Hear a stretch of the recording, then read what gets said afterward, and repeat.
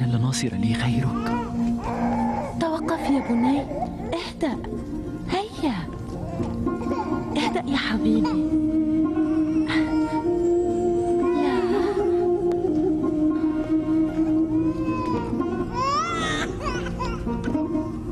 ماذا حصل ستينيه؟ لماذا يجهش كيسين بالبكاء؟ إنه لا يكف عن البكاء أبدا. لعله يود أن تمسح عليه بيدك.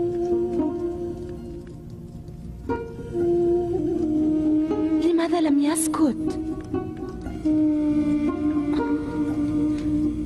لعل عدم استقراره كان لسبب خفي.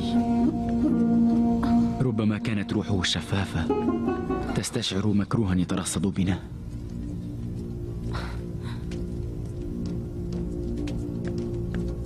وهل سينزل بنا مكروه ما؟ ألأجل هذا لا يكف ولدي كيسين عن البكاء؟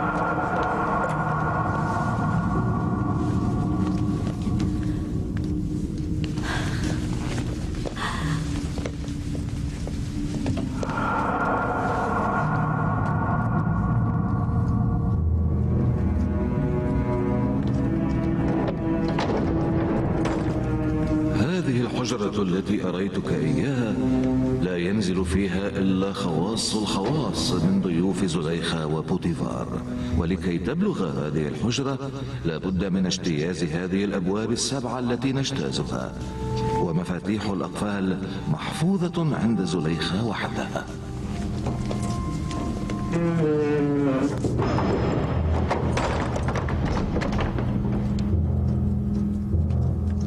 أوامر السيدة زليخة.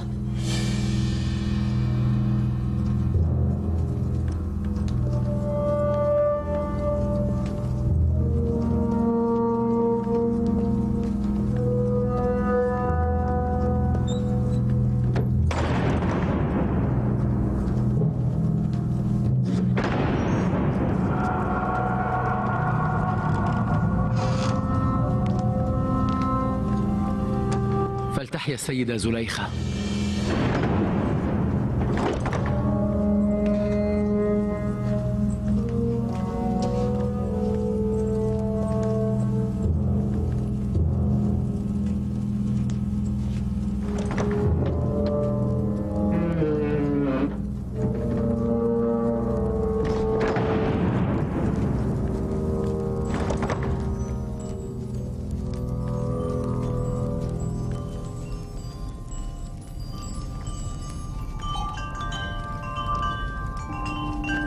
أنت تعلم أنك عبد من عبيدي. الأمر كما تقولين. وتعلم أنه يتوجب على العبيد أن يذعنوا دوما لأوامر أسيادهم. وهل سبق لي أن عصيت لك أمرا ما؟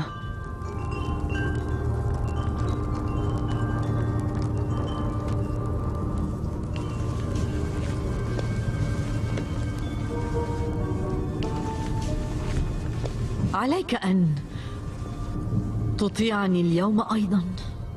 مريني وأنا طوع أمرك.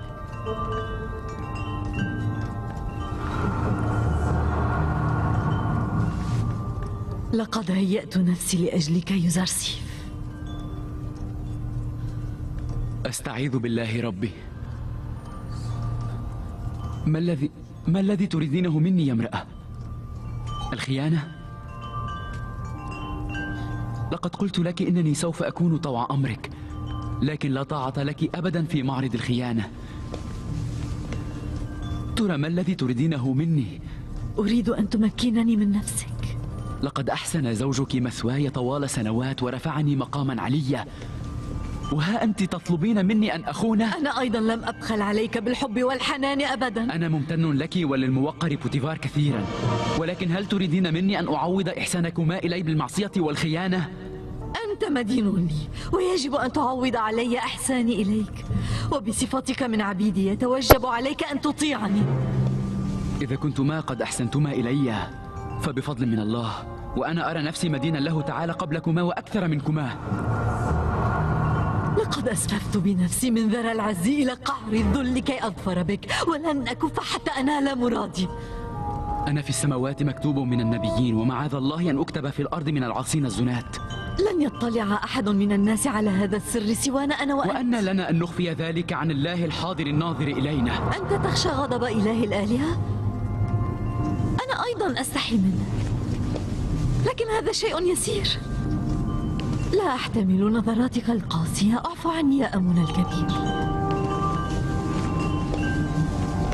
لم يعد يرى الذنب الذي سنقترفه. إنما أنا أخشى ربي وإلهي السميع البصير. الخشية من ذلك التمثال المعدني هي علامة السفاهة والبلاهة. أنت تنعتني بالسفاهة والبلاهة؟ أستطيع أن أسحق بقدمي مئات من أمثالك. أنت غير جدير حتى بأن تنظف حوافر خيلي وتقول إن التزام أوامر آمون الكبير سفاهة؟ أنا أوجه الأوامر وأنت ملزم بإطاعتي، وإلا فسأشير بإصبعي لتدفن في موضعك.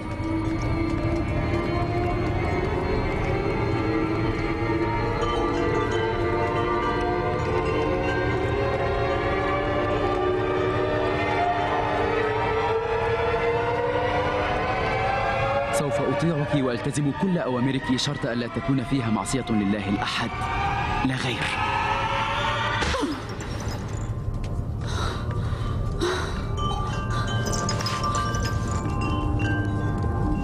لا بد من تأديبك لتثوبي إلى رشدك. العقاب القاسي جدير بأن يوقظ من الغفلة من كان أسير شهوته الحرام.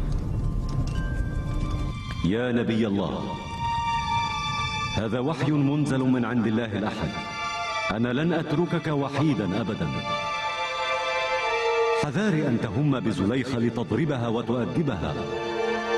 ستفتري عليك وستنطق بالكذب لتقول إن يوسف أراد أن يكرهني على المعصية لما رأى مني الصد.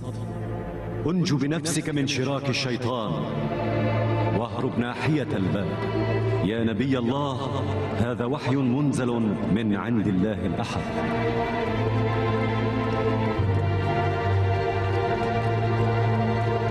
يا نبي الله، هذا وحي منزل من عند الله الأحد.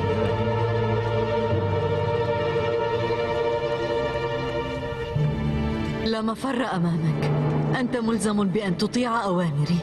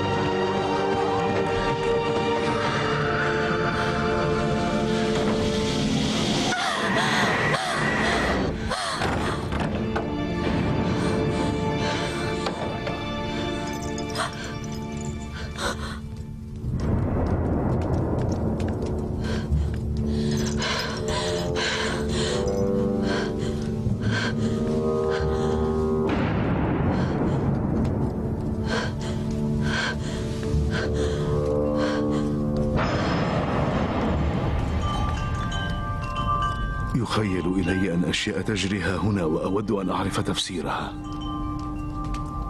أنا أسمع، فليقل أحدكما شيئا. الويل لنا، هذا ما جنيناه من إحساننا إليه. هل ترى كيف يراود زوجتك عن نفسها؟ ما هو جزاء من أراد بأهلك سوءا وراود زوجتك عن نفسها إلا السجن أو العذاب الأليم؟ زليخة هي التي دعتني إليها وراودتني عن نفسي. أنا رأيته يدخل على السيدة في مخدعها